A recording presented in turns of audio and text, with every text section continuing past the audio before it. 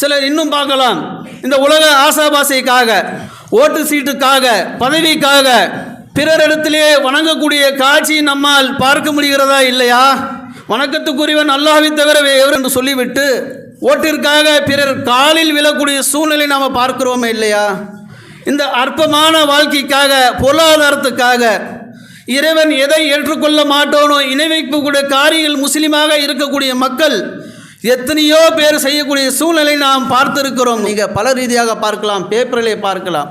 இன்னும் சொல்வதாக இருந்தால் ஏகத்துவத்தை எடுத்து சொன்ன எத்தனையோ நபர்களை பார்க்கலாம். சில முக்கியமான கட்சிகளில் சேர்ந்து கொண்டு இறைவனுக்கு மாறு செய்யக்கூடிய காரியங்களை நீக்கி அவர்கள் நிகழ்த்தக்கூடிய சூழ்நிலையை நாம் கண் கூட பார்த்து வருகிறோம். இங்கே சென்றது ஈமான் உறுதிப்பாடு.